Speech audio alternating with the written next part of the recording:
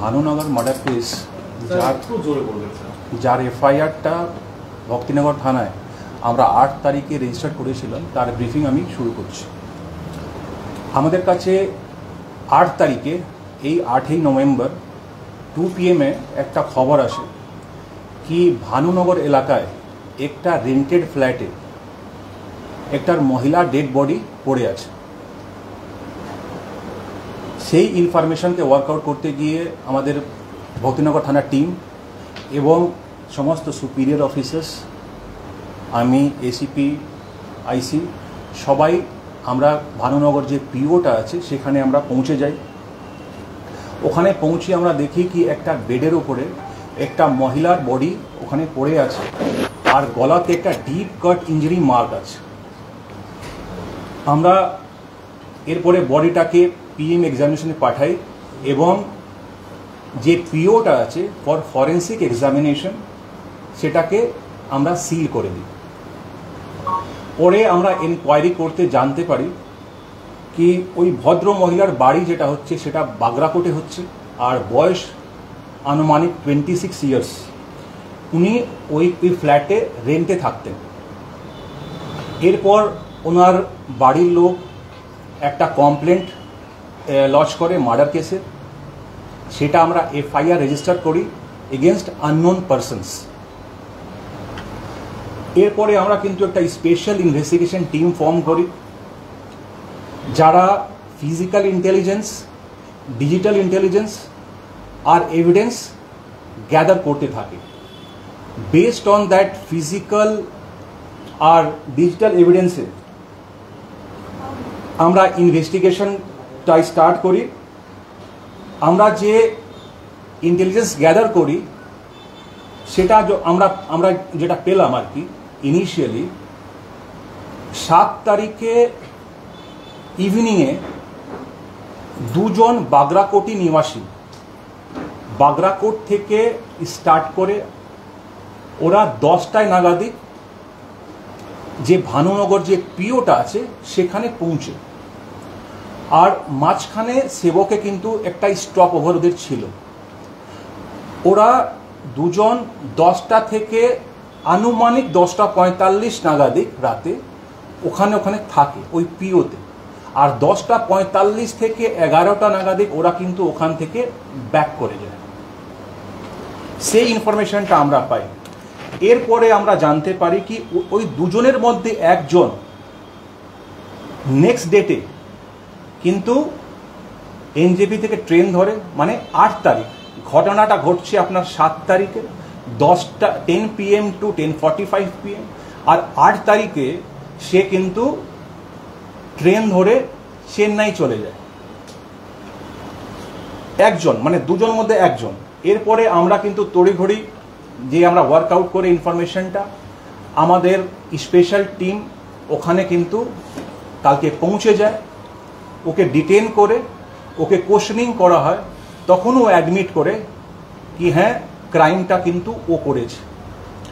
ওই শুধু করেনি, ওর নাম হচ্ছে বেসিক্যালি অভিষেক দর্জি, আর বাড়ি হচ্ছে বাগরাকোটে। ওর সঙ্গে বয়স আনুমানিক 35-এর কাছাকাছি হবে। ও এটাও বলল কি আমি কিন্তু একা করিনি, আমার সঙ্গে আরেকজন ছিল যার নাম হচ্ছে রুস্তম বিশ্বকর্মা। ওর বাড়িও কিন্তু বাগরাকোটে। বাগরাকোট একটা এলাকা, বড় এলাকা, ওখানে আশেপাশে সবাই থাকে আর কি। ওর বয়স আনুমানিক 19 বছর। এই দুজন সেদিন যেটা আমরা ফিজিক্যাল আর ডিজিটাল ইন্টেলিজেন্স যেটা আমরা গ্যাদার করেছিলাম, এই দুজন ওখানে আপাতত আমরা পেলাম। ও এটাও বলে কি এটা কিন্তু আমরা কিন্তু নিজেই করিনি, ওর মধ্যে আমাদেরকে বলা হয়েছিল করার জন্যে। তো ওর একটা হাজব্যান্ড ওয়াইফের নাম নেয়। একজনের নাম হচ্ছে অরুণ পোটেল, যার বয়স হচ্ছে 35 বছর। সে কিন্তু ওখানেই বাগরাকোটেই থাকে, আর ওনার ওয়াইফ উনিও কিন্তু সঙ্গে থাকেন। ওনার দুজনেরই কিন্তু ইনস্ট্রাকশন ছিল একে মারার জন্যে, এই জন্যে এই প্ল্যানটা ওরা মার্ডারটা এক্সিকিউট করে। আমরা অভিষেক দর্জিকে ওখানে অ্যারেস্ট করি চেন্নাইতে। ও এখনও ট্রানজিট রিমান্ড হয়ে ওর কালকে হয়তো চলে আসবে। আর আমরা এখানে রুস্তম বিশ্বকর্মাকে আজকে ভোরে রাউন্ড অ্যাবাউট 1:30 নাগাদে এখানে ভেগা সার্কেল থেকে অ্যারেস্ট করি। আর ওনার যে ওয়াইফ যে ওদেরকে সুপারি টাইপ দিয়েছিল ওকে কিন্তু আমরা অ্যারেস্ট করি ফ্রম বাগরাকোট আজকে সকাল 6:15। তাহলে এই কেসে মোট আমাদের 3 জন অ্যারেস্ট করা আছে। অভিষেক দর্জি ফ্রম চেন্নাই, রুস্তম বিশ্বকর্মা ফ্রম শিলিগুড়ি, আর যে মহিলা আছে যে অরুণ পটেলের যে ওয়াইফ,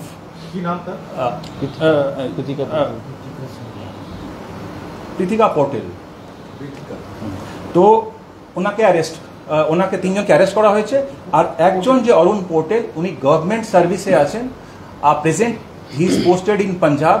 ফার্দার আমরা অ্যারেস্টিং যে প্রসিজার্সগুলো আছে সেগুলো আমরা কিন্তু নিচ্ছি। ইনভেস্টিগেশন আমরা চলছে, 3 জন অলরেডি অ্যারেস্ট হয়ে গেছে।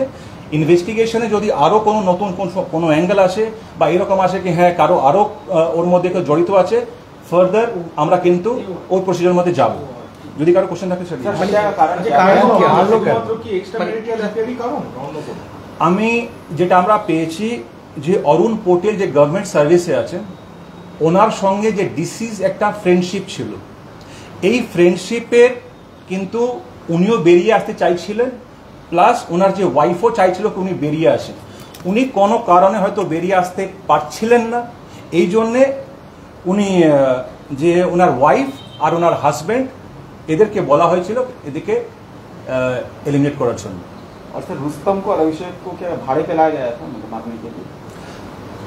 আমরা যেটা পেয়েছি কি ওদেরকে কিছু টাকা পয়সার একটা চুক্তি হয়েছিল, একটা পার্ট পেমেন্ट করা হয়েছে আর কিছু पार्ट पेमेंट করার ছিল। আর सर कितना पैसा देखिए अभी तो इनिशियली वो लोग करीब 1 लाख वगैरह बोल रहे थे, সেটা বলছিল ওরা, আর হাফ রাউন্ড অ্যাবাউট হাফ এখন পেমেন্ট ওরা করেছে। बागाकोट की ओदलाबाड़ी के बागाकोट হ্যাঁ ওই PS Malbazar under Jalpaiguri district. जो मोबाइल फोन मिसिंग था, स्मार्टफोन वो देखिए कुछ इन्वेस्टिगेटिव जो एक्शन এখন অবধি আমাদের কিন্তু 8 ডেজ হয়েছে ইনভেস্টিগেশনে, এই এরা ধরা পড়েছে। কিছু ইনভেস্টিগেটিভ পয়েন্টস এরকম আছে কি যদি আমরা ডাইভার্জ করি তাহলে ইনভেস্টিগেশন কিন্তু হ্যাম্পার হবে, এই জন্যে আমরা কিন্তু কিছু ডিটেলসগুলো এখন বলতে পারবো না regarding missing phone and all, সেটা because of the investigative part hamper ना हो এই জন্য। सर अरुण पोर्टल जो है सर, अरुण पोर्टल के सरकारी विभाग में किसमें काम करता है सर?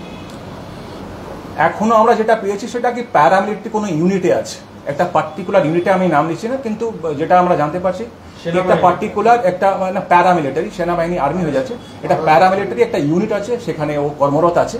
সেটা আমরা আরো ভেরিফাই করতে দেখছি কি কোনটা ইউনিটে কি আছে, কোথায় পোস্টেড পাঞ্জাবে আছে, সেটা ভেরিফাই করা হচ্ছে। ओके सर सर रुस्तम भी तो अरेस्ट सर आर्मी में क्या वो ट्राई कर रहा था क्या?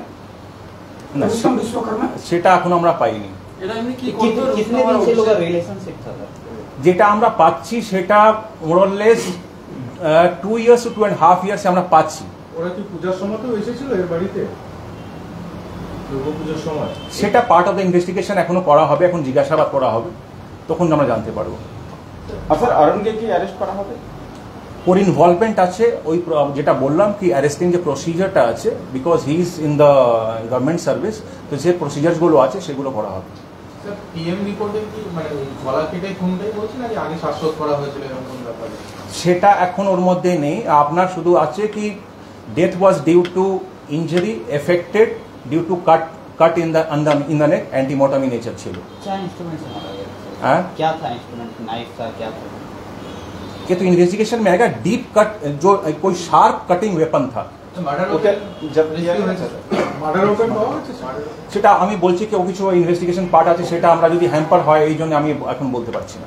सर 5 दिनों के बाद फॉरेंसिक टीम आती है, लेट या फिर किस कारण से 5 दिन? না আমাদের কিন্তু যেটা আমরা ওখানে গিয়েছিলাম এন্টায়ার জিনিস ওয়াজ ভেরি ওয়েল প্রিজার্ভড।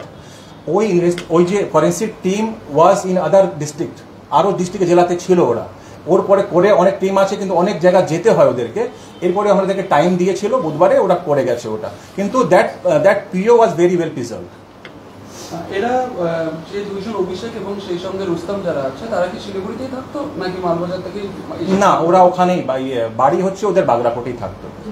পরিচিত ছিল? হ্যাঁ ওখান থেকেই তো মানে যে ডিসিজড আছে সে ওখানকার, আর যে তিনটে অ্যাকিউজড ওখানকারই, পরিচিত সবাই। হ্যাঁ পরিচিত।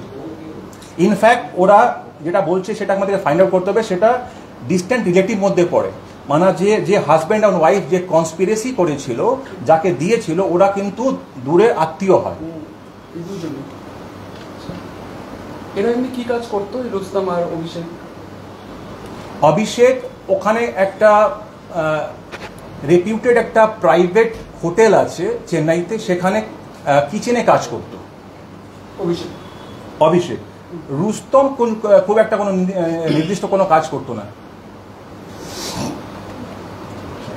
सर इस मामले में एक बार फिर से देखा गया, आप लोग सीसीटीवी कैमरा सब जगह पर लगा रहे हैं, लेकिन घटनास्थल पर से आसपास में सीसीटीवी कैमरा नहीं था, तो इस हिसाब से आप लोग और कहीं पे सीसीटीवी बढ़ाने का, क्योंकि बहुत से मामले में, इस मामले में भी सीसीटीवी फुटेज अगर আমরা এখানে কিন্তু যেখানে যেখানে স্ট্র্যাটেজিক পয়েন্ট আছে, from traffic point of view and law and order point of view, বিভিন্ন জায়গাতে কিন্তু ক্যামেরা লাগানো আছে। আরও যদি দরকার পড়ে কি স্ট্র্যাটেজিক পয়েন্ট অফ ভিউতে বা ল অ্যান্ড অর্ডার পয়েন্টে আরও জায়গা লাগাতে হয়, সেটা লাগানো হবে। অনেক ক্যামেরাই তো এখনো পর্যন্ত নষ্ট হয়ে পড়ে রয়েছে শিলিগুড়ির। সেটা মেনটেন্যান্সের পার্ট আছে, সেটাও দেখা হবে। স্যার আরেকটা প্রশ্ন, যে মানে অভিষেক তো মেনলি তো চেন্নাইতে কাজ করতো, তো ওকে পুজোর ছুটিতে এসে কি পুরো বিষয়টা হয় নাকি? আমি যেটা বললাম কি, আমরা তো এখনো রিমান্ডে নিয়ে আসছি, এই জাস্ট অ্যারেস্ট হয়েছে। ইনফ্যাক্ট দুজন আজকে অ্যারেস্ট হয়েছে, কালকেও বিকালে অ্যারেস্ট হয়েছে, যে এখনো রিমান্ডে মানে ট্রানজিট রিমান্ডে এখনো অন ওয়ে আছে। তো খুব প্রাইমারি ইনিশিয়াল স্টেজে আছে ইন্টারোগেশনটা, আমরা ওটা করে দেখি কি কি আসছে, এরপরে আপনাদেরকে ডেভেলপমেন্টগুলো আরও জানাবো। যে বাড়িতে ঘটনাটা হয়েছিল, সেই বাড়িতে কারা কারা থাকতো, ভাড়াটিয়ারা, তো তাদের সাথে কোনো কথা? ওখানে আরও ভাড়াটিয়া থাকতো, ওখানে আরও ইনিও ভাড়াটিয়া ছিলেন, 3-4 জন করে ভাড়াটিয়া ছিল, তো ওরা থাকতো ওখানে। আর এটাকে কদিনের রিমান্ড নেওয়া হচ্ছে স্যার? এখন রিমান্ড প্রেয়ার আমরা দিয়েছি, 10 দিনের রিমান্ড প্রেয়ার দিয়েছি। দেখো ইনভেস্টিগেশন অনেক কোনো পার্ট আছে, রিমান্ড আছে, ট্রেড টিআই প্যারেড আছে, টেস্ট আইডেন্টিফিকেশন প্যারেড আছে, তো সবগুলো আমরা করবো। सर इस मामले में एक बार फिर से जो किराएदार के लिए लगातार पुलिस कर रही है कि किराएदार वेरिफिकेशन पुलिस की चल रहा है, वो चल रहा है। तो इस मामले में भी तो सर ये किराएदार वेरिफिकेशन का एक मामला छूटा था, जहाँ पर किराएदार वेरिफिकेशन नहीं हुआ तो पुलिस के मामले से चल रहा है, वो चल रहा है।